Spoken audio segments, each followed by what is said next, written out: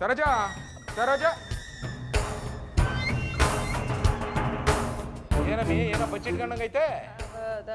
ಅದು ಅದು ಏನಿಲ್ಲ ಕಣ್ಮುದು, ಅದು ಕಳ್ಳೆಕಾಯಿ ಬೇಯಿಸಿದ್ದೆ.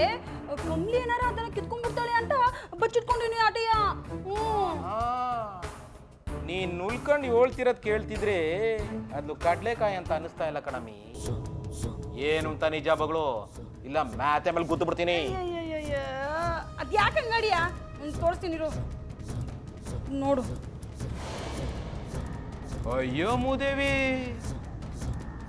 ತಲೆ ಸಿಳಿದ್ರೆ 4 ಅಕ್ಷರ ಇಲ್ಲ, ಈ ಸೋಕಿಗೆಲ್ಲ ಇಳಿದ್ಬಿಟ್ಟ ನೀನು. ಎಲ್ಲಿಂದ ಬಂತಮ್ಮಿ ಫೋನು?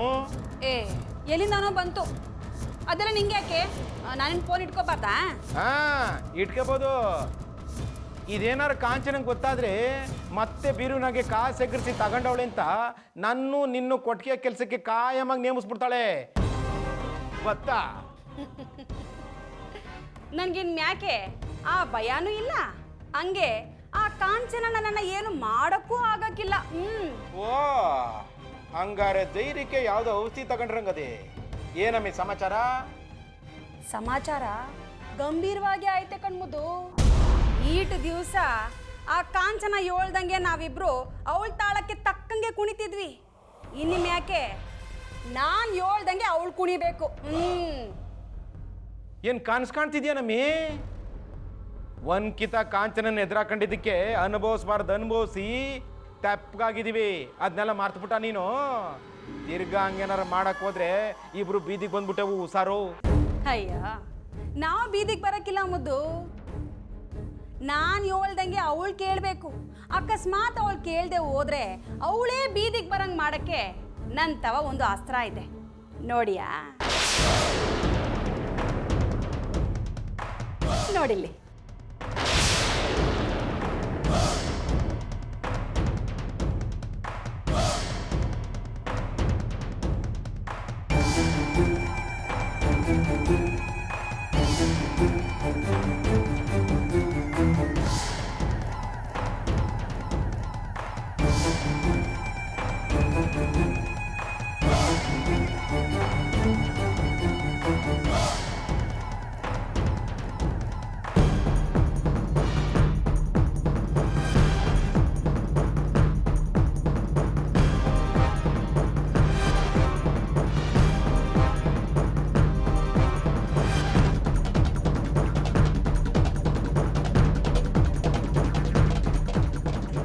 ಹೆಂಗೆ ಹೆಂಗೆ ನನ್ನ ಬಾಣ?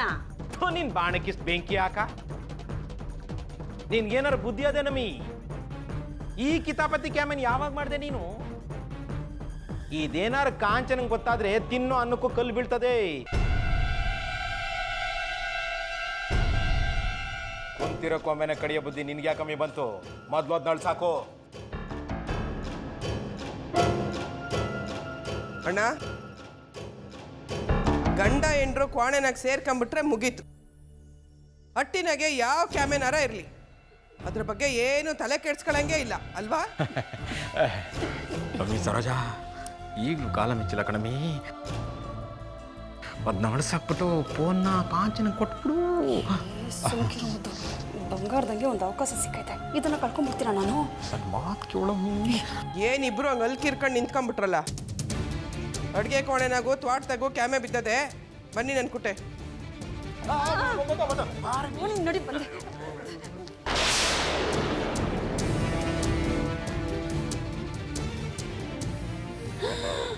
ಅಯ್ಯೋ, ಈಟೊಂದು ಸಾಮಾನು ಬಿಟ್ಟೆ ನಾನು ಇದನ್ನೇ ಹುಡುಕ್ತಾ ಇದ್ದೆ.